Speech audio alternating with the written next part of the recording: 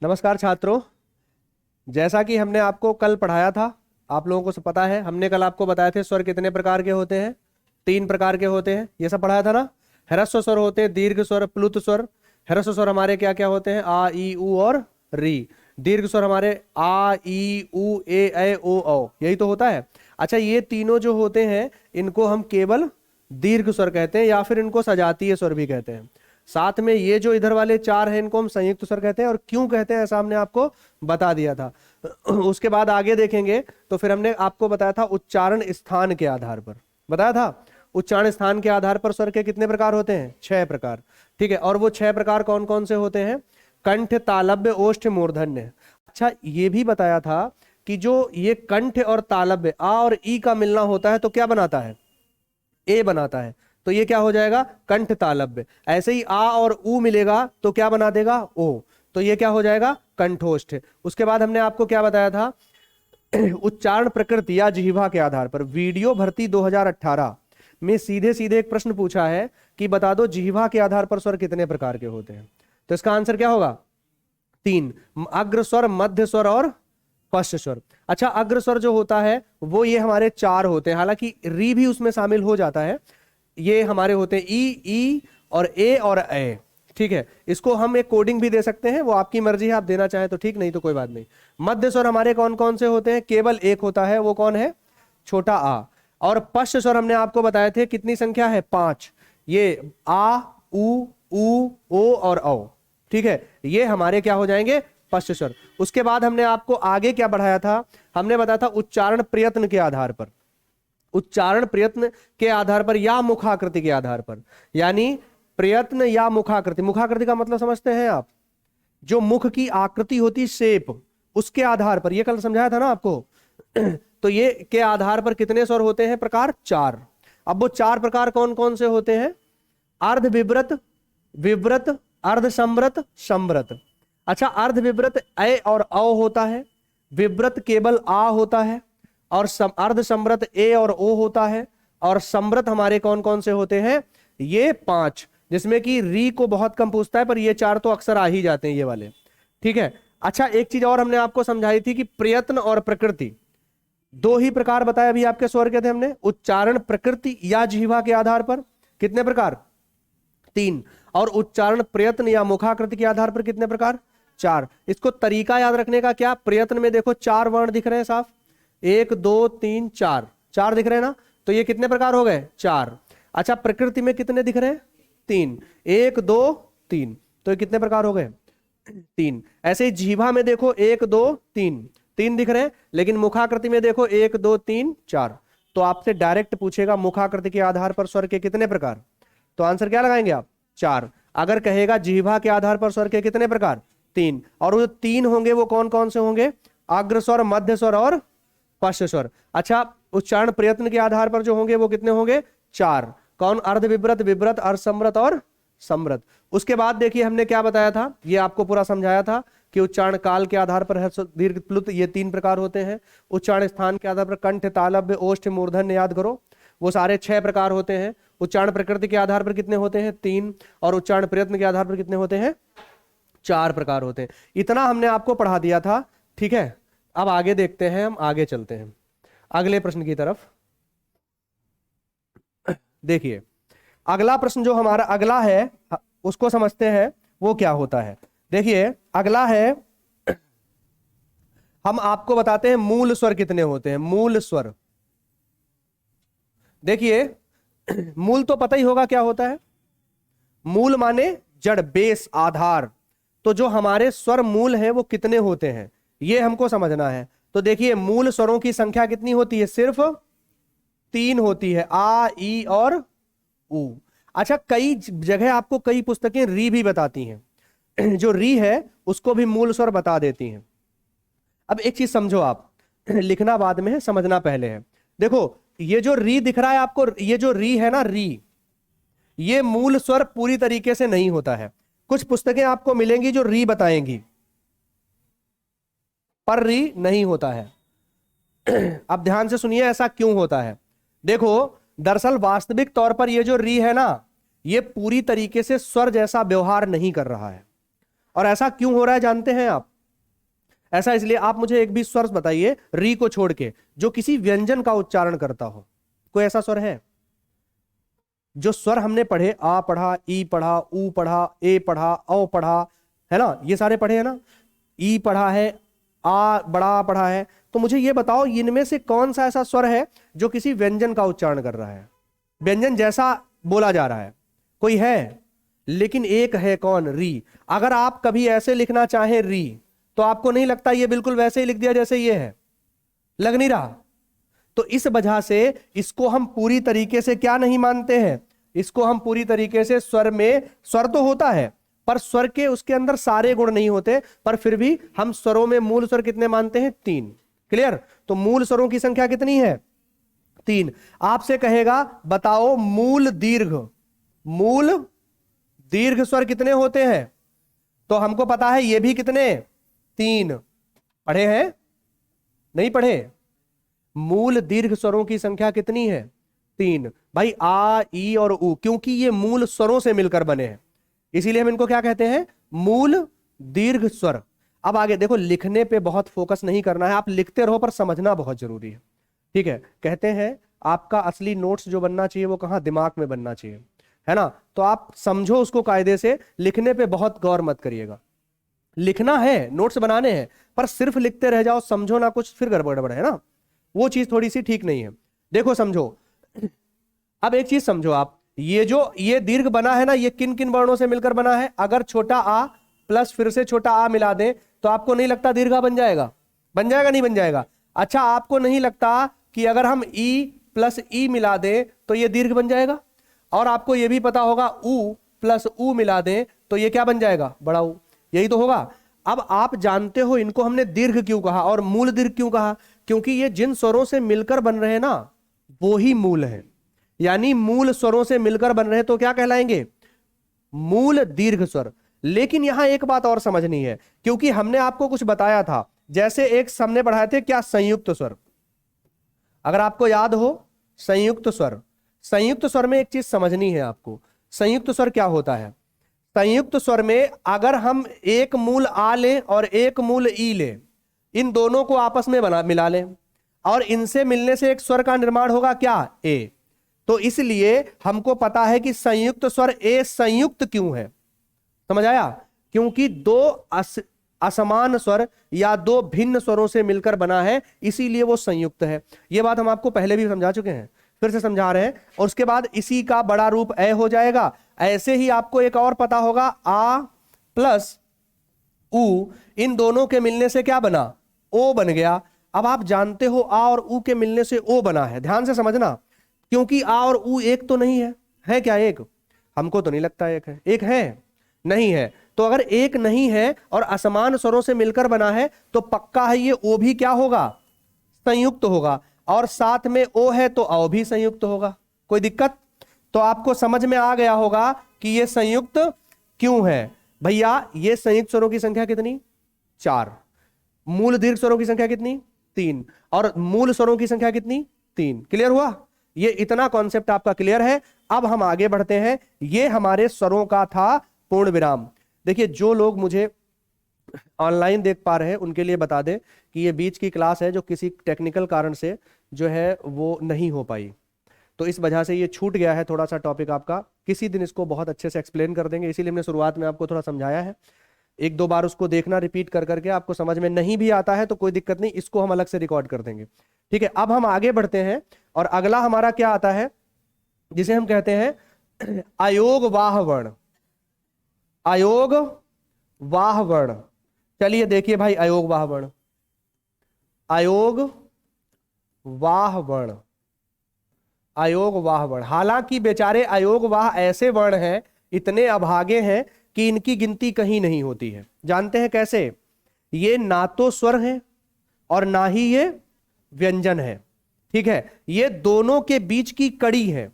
आपसे क्वेश्चन पूछेगा, डायरेक्ट पूछेगा कि बताओ स्वर और व्यंजनों के मध्य में कौन से वर्ण स्थित होते हैं, तो आंसर क्या होगा? अयोग वाह। स्वर और व्यंजनों के मध्य में। देखो, अयोग वाह वर्णों के जो वो है वो 2 ही हैं। कौन कौन से? एक तो अनुस्वार और एक विसर्ग। ये दो हैं अयोगवाह। अब आप एक चीज समझो, ये कभी भी आप स्वर जहां फिनिश करते हो, यानी स्वर जहां समाप्त करते हो, जहां पर स्वरों की समाप्ति होती औ, जो हमने आखिर वाला पढ़ा, वो औ जैसे ही खत्म होता है वैसे ही ये अनुस्वार शुरू होता है नहीं होता है? और फिर ये विसर्ग। अच्छा, विसर्ग जैसे ही समाप्त होगा ना, फिर हमारे व्यंजनों की व्यंजन शुरू हो जाएंगे, व्यंजन वहां से शुरू, वहां से हम व्यंजनों को भी पढ़ेंगे। अब सुनो मेरी बात ध्यान से, ये जो आ है ना, इसको हम कहते हैं अनुस्वार। अनुस्वार का मतलब ही है कि ये स्वर के ठीक बाद में है। आपसे कहता है कि स्वर के ठीक बाद में कौन सा वर्ण होता है, तो कौन सा होगा? हालांकि जब हम आपको हिंदी कोश पढ़ाएंगे जिसमें वो 4 शब्द देगा, कहेगा बताओ अंगार, औरत, है ना, औजार, अफसर, इनमें से कौन सा शब्द पहले आएगा, तो याद रखना जब शब्दकोश की बात आती है तो हमेशा ये जो अनुस्वार है ये छोटा आ से भी पहले आ जाता है। एक क्वेश्चन पूछता है कि बताओ आ से पहले कौन सा वर्ण आता है, तो आ से पहले हमारा एक वर्ण होता है जिसको हम कहते हैं अनुस्वार, वो आ जाता है। लेकिन ये आता किस में है? ये जब हम हिंदी कोश पढ़ेंगे, जो हिंदी कोश होता है, शब्दकोश जिसको आप बोल सकते हैं डिक्शनरी के तौर पर, उसमें पढ़ेंगे। पर अभी इसको हम नहीं पढ़ने वाले हैं, ये आगे पढ़ेंगे। जब शब्द नहीं पढ़ते हो 4, आपने अंग्रेजी में पढ़े होंगे, जब 4 शब्द दिए होते हैं फिर उसके बाद कहता है इसका क्रम निर्धारित करो डिक्शनरी के हिसाब से, वैसे ही इसमें भी दे देता है। कहेगा कमल दे देगा, कमाल दे देगा, है ना, और कंगन दे देगा, ऐसे 4 शब्द देगा और कहेगा चारों का क्रम निर्धारित कर दो। तो जिसमें अनुस्वार होगा ना, छोटा आ से पहले ही वो आ जाएगा। वो क्यों आता है, कैसे आता है, उस पर आगे बात होगी। अब सुनो, इसको हम क्या कहते हैं? विसर्ग। इसको थोड़ा समझ लीजिए आप, क्या होता है ये विसर्ग। देखो एक बात आप सुन लीजिए बहुत ध्यान से, अगर आपको आज से पहले ये नहीं पता है ना, तो अभी पता चल जाएगा आपको विसर्ग क्या होता है। देखो, आपको एक शब्द पता है जिसका नाम है सर्ग। अगर आपको नहीं पता सर्ग, तो हम आपको बताते हैं सर्ग क्या होता है। सर्ग का मतलब होता है किसी चीज की रचना करना, किसी चीज की सृष्टि करना, किसी चीज को बनाना। ध्यान से सुनिएगा, एक आपका टर्म यहां से और क्लियर होगा। अच्छा, अगर हम वहां पर एक प्रत्यय लगा दें, इक, ध्यान से सुनना, इक प्रत्यय लगाएंगे तो, और साथ में एक उपसर्ग लगा दें नी, या आप इक प्रत्यय अभी ना भी लगाओ, जरा ध्यान से सुनिएगा। मान लीजिए हमने एक प्रत्यय नहीं लगाया, अगर हमने इसमें एक उपसर्ग लगा दिया और वो क्या लगा दिया, नी, तो आप मुझे एक बात बताओ, क्या ये शब्द हमारा निसर्ग नहीं हो जाएगा? हो जाएगा नहीं हो जाएगा? आप खुद बताइए, हो जाएगा। इस नी माने होता है नहीं, और सर्ग माने सृष्टि या रचना। जिसकी रचना नहीं हुई हो वो क्या हो गया? निसर्ग। और याद रखना, निसर्ग जो है वो आकाश का पर्यायवाची भी है। क्या उसकी कोई रचना हुई है? किसी ने उसको बनाया है? नहीं बनाया ना। तो यानी कि वो हर चीज जिसको किसी ने नहीं बनाया है, जैसे आपसे अगर हम कहें पृथ्वी, आपको क्या लगता है पृथ्वी को किसी ने बनाया है? पृथ्वी को किसी ने नहीं बनाया है, तो इसलिए वो कैसी है? निसर्ग है या नहीं है? अगर हम आपसे कहें कि मुझे यह बता दीजिए कि सागर, जिस समुद्र जो कहते हैं आप, इसको किसी ने बनाया है? नहीं बनाया। सूर्य को किसी ने बनाया है? नहीं बनाया है। यानी कि जिन चीजों को हम मानवों द्वारा निर्मित नहीं किया गया है वो सब कैसी हैं? निसर्ग है। अच्छा, इसी में अगर हम एक प्रत्यय लगा दें, ध्यान से सुनिएगा, कौन सा प्रत्यय? इक प्रत्यय। तो इक प्रत्यय जैसे ही लगेगा ये तुरंत, क्योंकि इक प्रत्यय की एक विशेषता है, वो समझ लीजिए आप।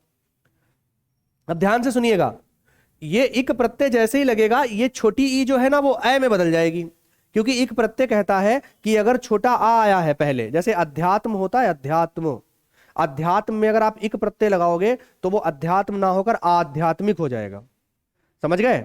ऐसे ही निसर्ग लिखा है और इक प्रत्यय लग गया ना, तो ये छोटी ई जो है वो स्वतः ए में बदल जाएगी, तो ये नी ना होके क्या हो जाएगा? नए। और आगे क्या हो जाएगा? सर्गिक। ये शब्द आपने कहीं सुना होगा, नैसर्गिक। दरअसल ये नैसर्गिक जो शब्द है, इसका मतलब होता है जिसकी रचना ना की गई हो। और भैया एक बात बताओ आप मुझे, वो हर चीज जो नेचुरल है उसकी कोई रचना तो नहीं करता, तो इसका मतलब है नैसर्गिक ही किसका पर्यायवाची है? प्राकृतिक का। क्या यह बात आपको समझ में आई? समझ में आई? याद रखना, हिंदी एक ऐसी भाषा है जिसमें सारा खेल शब्दों का ही है। क्योंकि अगर आपको शब्दों पे बहुत अच्छी कमांड है, तो मान लीजिए कि हिंदी का एक बड़ा हिस्सा आपको आ गया, समझ लो आ गया, पर्यायवाची हो। हम आपको जब पर्यायवाची पढ़ाएंगे तो कुछ इस तरह से ही पढ़ाएंगे, शब्दकोश का पढ़ाना अलग होता है और उसको याद करवाना अलग होता है। देखो, तो प्राकृतिक, नैसर्गिक, ये दोनों एक चीज है।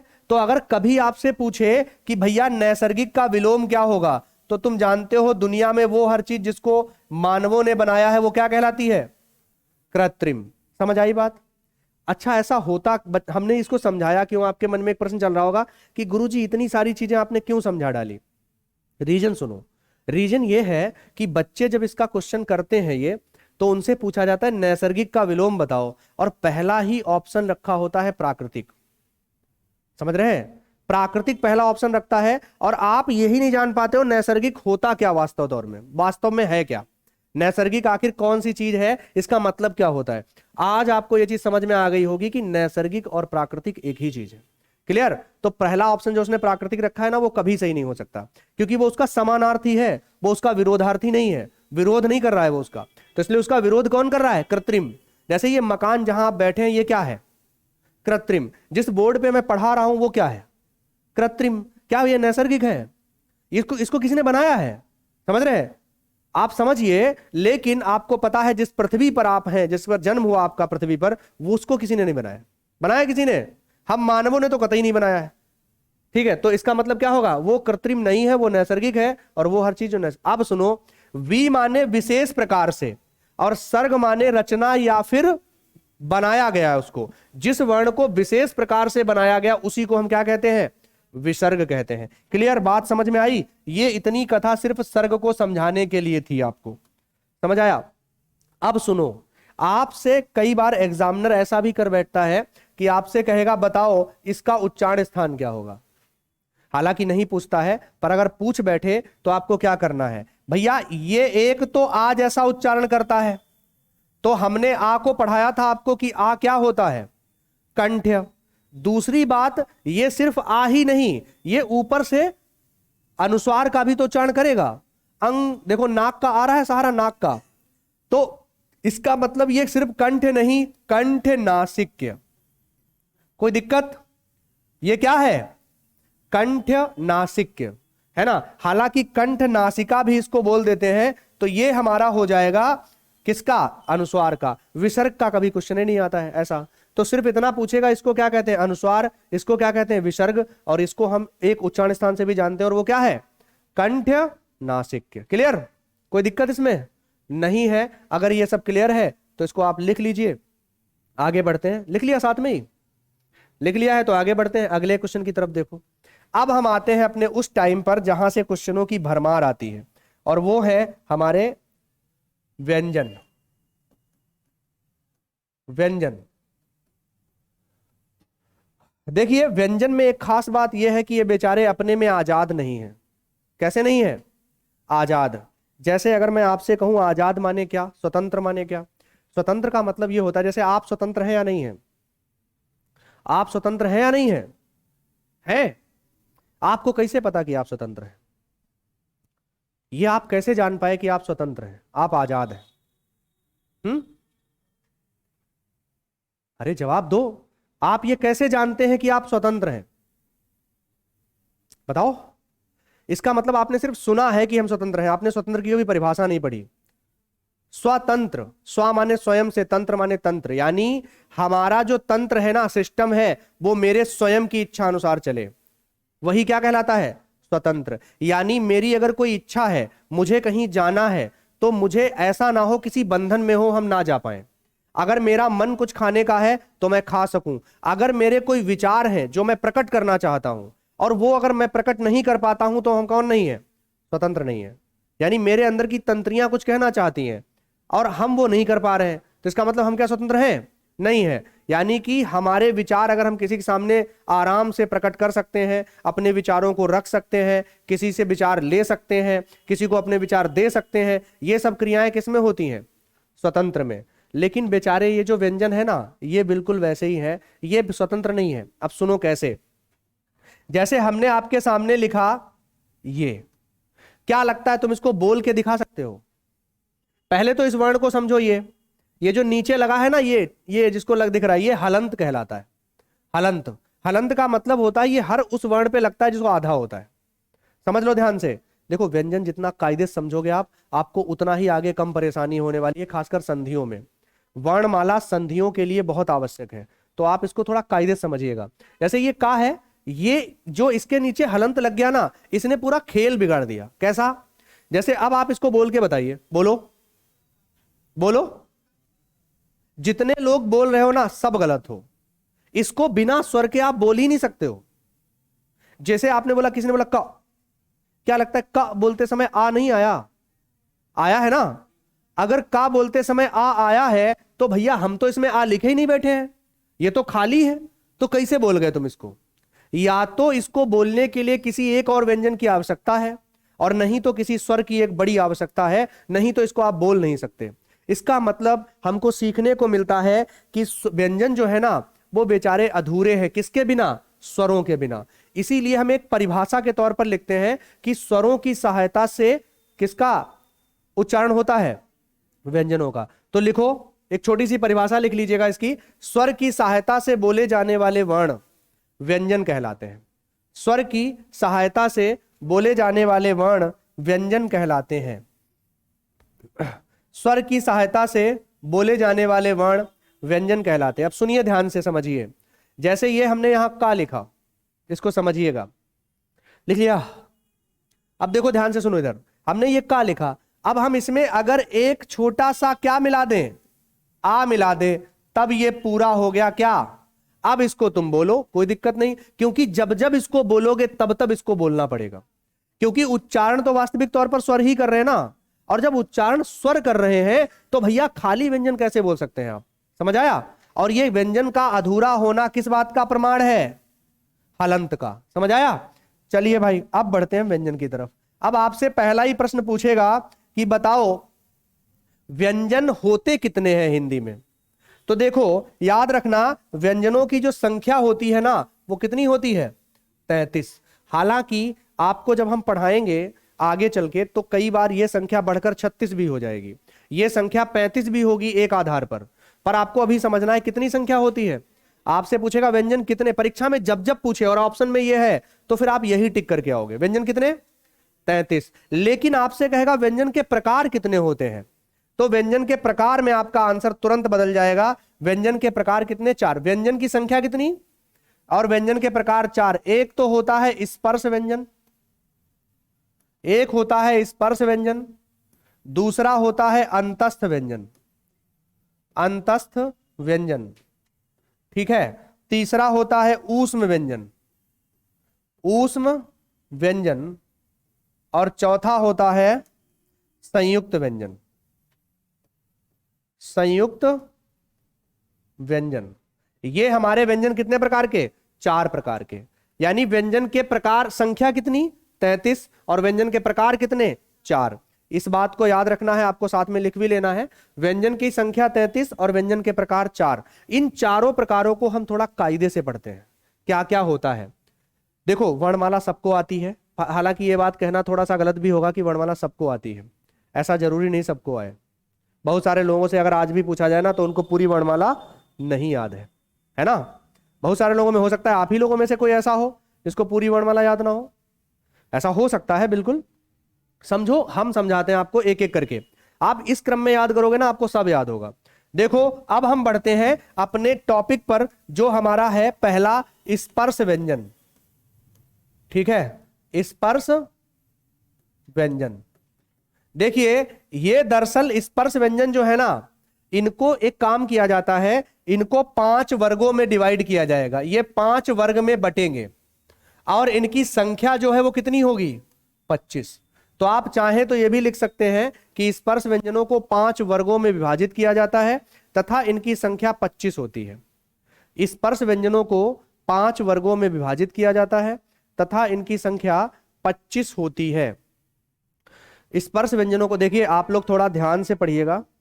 पहली बात तो यह है कि जैसे ही ये खत्म होगा, टॉपिक समाप्त होगा, ठीक है, तुरंत इसके बाद आपके लिए एक बढ़िया सा टेस्ट होगा, ठीक है, एक अच्छा सा टेस्ट होगा।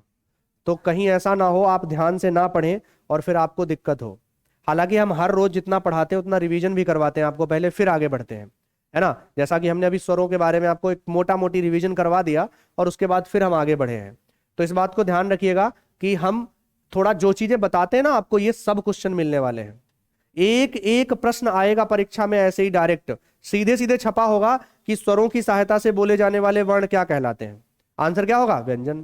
सीधे सीधे लिखा होगा व्यंजनों के कितने प्रकार होते हैं। आंसर क्या होगा? 4। व्यंजन संख्या कितनी होती है? 33। आपसे डायरेक्ट पूछ लेगा बताइए स्पर्श व्यंजन कितने होते हैं? 25। सीधे सीधे लिखा होगा। और देखना परीक्षा में ऐसे ही मिलेगा। हिंदी वैसे ही बहुत सरल है। देखो भाई, अब हम समझते हैं कि 25 वो कौन कौन से होते हैं। देखिए, दरअसल कुछ 5 वर्गों में है। तो एक वर्ग होता है का वर्ग, ये दिख रहा है? नहीं दिख रहा ना?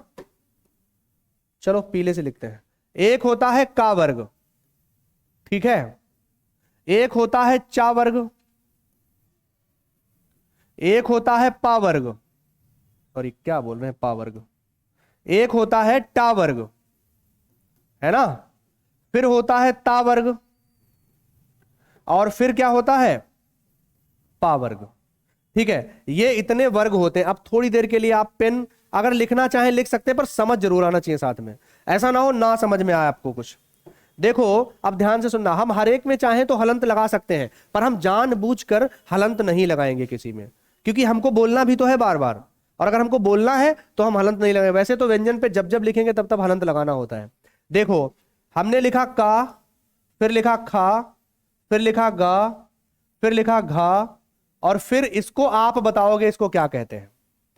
फिर हमने इसमें क्या लिखा? चा, छा, जा, झा। इसको भी आप ही बताएंगे कि इसको क्या कहते हैं, है ना। इसको आप बताएंगे इसको क्या कहते हैं। फिर टा, ठा, डा, ढा, इसको भी आप बताएंगे। ता, था, दा, धा, ना। पा, फा, बा, भा और मा। बस इतने ही हमारे स्पर्श व्यंजन होते हैं।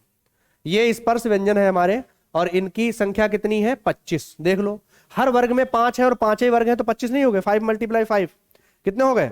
25। तो इसका मतलब है, और हर वर्ग में 5 है, तो भैया हर वर्ग को हम एक नंबर देते हैं, 1 2 3 4 और 5। अब एक बात सुनना, ये का वर्ग है।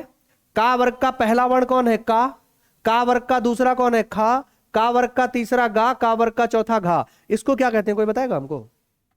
इसको क्या बोलते हैं? कौन बोल रहा है वहां? कौन बोला? पीछे से आवाज आ रही है। अच्छा, कितने कौन बोला? हाँ, एक बार हाथ उठाओ। हाँ, क्या बोले हो? अच्छा, और इनकी बात से सहमत हैं आप? इसको यही बोलते हैं? बताओ। हाँ, ये कितने गर्व की बात है, आप में से अधिकांश लोगों को हिंदी वर्णमाला पढ़ना ही नहीं आता है। क्या? तो आप सहमत क्यों नहीं इनकी बात से? उन तुम सरफराज खान काहे हो रहे हो? पाकिस्तान के कप्तान हमारे विराट कोहली जी ने एक लंबी सी स्पीच दी, और उसके बाद भाई हमारे कप्तान, आप जानते हो भारतीयों के लिए हम लोग इंग्लिश में कच्चे थोड़े हुए हैं। और पाकिस्तानी कप्तान बैठे थे पड़ोस में, बोले, जब पत्रकार ने उनसे पूछा कि ऐसे माइक लेके, तो पता क्या बोले? Same here, same same here. बस इतना ही काफी है। तो तुम खुद बोलो ना अपना, एक बार बोल के बताओ, इधर बताओ क्या होता है। हाँ, तो वहां सही है, वहां ही बोलते हैं इसको, अंगा या वहां कहते हैं। और ये क्या है? और ये क्या है? लेकिन एक बात बताओ, अगर ये वहां है, ये क्या है? क्या है ये? है क्या है?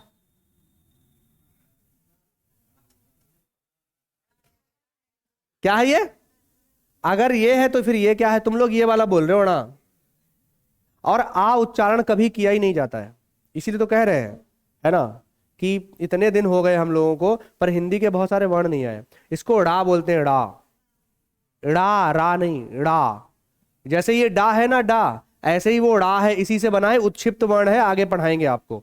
और ये क्या है ना, ये वाला, ये इसका भी होता है उत्क्षिप्त, इसको बोलते हैं ढा। ये ढा है तो ये ढा है, ये ड़ा, ये डा है तो ये ड़ा है, और ये वहां है, ये यहां है, ये णा है। क्लियर? चलिए आगे देखिए। चलिए अब बढ़ते हैं हम, सुनिए मेरी बात ध्यान से भैया। ये जितने भी आपको दिख रहे हैं ना, ये सारे, ये सब के सब, क्योंकि ये हर वर्ग के 5वें नंबर पर हैं, और साथ में एक विशेषता इनमें और है कि ये सबके सब नाक से बोले जा रहे हैं, जैसे वा, या, णा, ना, मा। अच्छा, कुछ लोग ऐसे भी आपके आसपास होंगे जो कई सारे वर्णों को इनको भी नाक से बोल देते होंगे, जैसे वो कहते हैं का, खा, गा, घा, बोलते नहीं है ऐसे? कई लोग ऐसे होंगे जो बोल देते हैं का, खा, गा, घा ऐसे। तो ये जो आपको 4 5 दिख रहे हैं ना, ये पांचों नाक से बोले, नाक से नहीं, नाक के सहारे से। नाक से कैसे बोल पाओगे? नाक के सहारे से बोलेंगे हम इनको, तो इसलिए ही इनको हम पहले, तो ये 5वें नंबर पर हैं, है ना, तो इसलिए इनका नाम हम क्या रखते हैं? पंचमा अक्षर, इसीलिए हम इनको पंचमा अक्षर कहते हैं। अब साथ में ये नाक से बोले जाते हैं, इसीलिए इनको हम क्या कहते हैं? नासिक्य। और नासिक्य के साथ एक नाम और देते हैं, अनुनासिक, क्योंकि नासिका माने क्या होता है?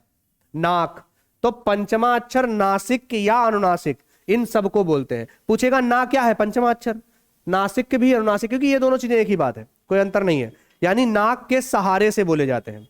जब तुमको कभी जुकाम हो ना, तब तुम इसको बोल के देखना, तब आपको खुद ही एहसास हो जाएगा कि नाक का सहारा आ रहा है या नहीं आ रहा है।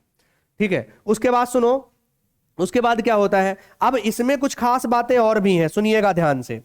ये जो आपको दिख रहा है, ये वाले, ये जो 2 दिख रहे हैं आपको, ये 2 कुछ विशेष प्रकार से होते हैं, सुनिएगा। ये खा और गा है, तो इन खा और गा को हम एक नाम देते हैं, नवीन विकसित ध्वनिया। नवीन विकसित ध्वनिया, ये नवीन विकसित ध्वनिया है, खा और गा। ठीक है, अब और सुनिएगा साथ में, ये जो आपको दिख रहे हैं,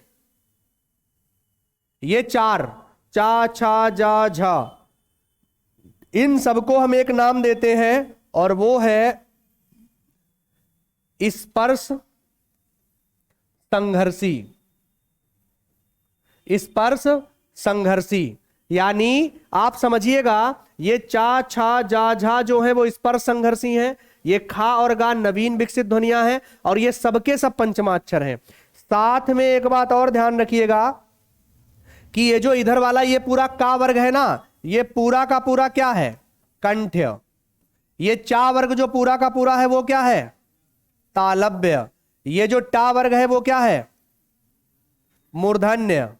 और ये ता वर्ग दंत्य। अब सुनो, ये नया है, क्योंकि हमारे स्वरों में कोई भी स्वर दंत नहीं होता है। कोई होता है स्वर? हमने क्या क्या पढ़े थे भाई? कंठ पढ़ा था, तालव्य पढ़ा था, ओष्ठ पढ़ा था, मूर्धन्य पढ़ा था, कंठ तालव्य पढ़ा था, और कंठोष्ठ पढ़ा था।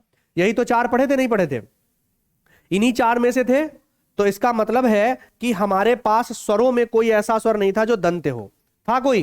तो आपसे हो सकता है भविष्य में एग्जामिनर ये पूछ ले कि बताइए इनमें से कौन सा उच्चारण स्थान स्वरों के लिए उपयुक्त नहीं है, तो क्या होगा? दंत। दंत हमारा स्वरों के लिए नहीं है। अच्छा, ये जो है इसको हम कहते हैं ओष्ठ्य। ओष्ठ्य। अब ऐसा क्यों? क्योंकि पा जब बोल रहे ना, होंठ आपस में जुड़ रहे हैं, दोनों होंठ आपस में जुड़ रहे हैं। खुद ही देख लो, पा बोल के देख लो, है ना। पर हम एक काम कर देते हैं, आपको थोड़ा चौंका देते हैं, इसको हम ग्रीन लाइट से बंद कर देते हैं, और हमें मुझे ये बता दो कि हमने इसको ग्रीन लाइट से क्यों बंद किया। आप लोग ये बता दीजिए, इस वाले को हमने ग्रीन लाइट से क्यों बंद किया? ऐसा बताओ, कोई मुझे बता सकता है ऐसा हमने क्यों किया? क्या कारण है ऐसा करने का जो हमने ऐसा किया है? बताओ, जल्दी बताओ। नहीं किसी को पता है? देखो एक चीज समझो, आप मुझे एक बात बताओ, जब आपने पा बोला तो दोनों होंठ आपस में जुड़े? पा नहीं, जो बिना जोड़े बोल के दिखाओ, बोल पाओगे? अच्छा, जब हमने बा बोला तब जुड़े, भा बोला तब जुड़े, भा, मां बोला तब जुड़े। पर आपको पता है फा बोलते समय नहीं जुड़ते हैं। जुड़ते हैं क्या? नहीं जुड़ते हैं। और जो लोग फा बोलते हैं ना, फा, वो गलत बोलते हैं, फा होता है फा। बहुत हल्की सी थोड़ी सी जगह रह जाती है, उसी से तो हवा बाहर आती है, आती नहीं आती है। हवा बाहर आने का मतलब है इसमें अधिक हवा खर्च होती है और इसमें कम हवा खर्च होती है। आगे पढ़ेंगे अल्प प्राण महाप्राण, सॉरी अब अल्प प्राण, ये महाप्राण है, ये अल्प प्राण है। अल्प प्राण का मतलब अल्प माने कम, प्राण माने वायु, है ना। शरीर से जब वायु निकल जाती तभी तो प्राण बोलते हैं। तो ये इसको फा को बोलते समय हम बहुत ज्यादा दोनों होंठ आपस में जोड़ते नहीं है, तो इसीलिए ये थोड़ा इन 5 में भिन्न है, ज्यादा नहीं, थोड़ा सा भिन्न है। तो इतना आपको ध्यान रखना है इसमें। ये टोटल हमारे जो स्पर्श व्यंजन है, पूरी कहानी इसमें इतनी है। इतने क्वेश्चन बन सकते हैं। एक बार फिर से सुनिए, का वर्ग हमारा पूरा क्या है? कंठ। चा वर्ग पूरा तालव्य, टा वर्ग मूर्धन्य, ता वर्ग दंत और पा वर्ग ओष्ठ। उसके बाद देखो का वर्ग जो है ना, ये जो आपको दिख रहे हैं ना पंचमाक्षर, हर वर्ग का पंचमाक्षर हमारा क्या है? नासिक या अनुनासिक है। उसके बाद ये जो खा और गा दिख रहे हैं ना, खा और गा, ये हिंदी की नवीन विकसित ध्वनियां है। आपसे डायरेक्ट पूछेगा बताइए इनमें से कौन सी हिंदी की नवीन विकसित ध्वनियां है, ध्वनि है, तो खा और गा होता है हिंदी की नवीन विकसित ध्वनियों के अंतर्गत। अच्छा, फिर ये फा जो है ये पूरी तरीके से ओष्ठ वाला पालन नहीं कर रहा है, क्योंकि जैसे बाकी पालन कर रहे हैं ना वैसा ये है नहीं। कोई दिक्कत? क्लियर है? तो इसको आप लिख लो फटाफट से, लिख लीजिए। किसी का कोई प्रश्न हो इससे बताएं, किसी प्रकार का कोई प्रश्न हो तो।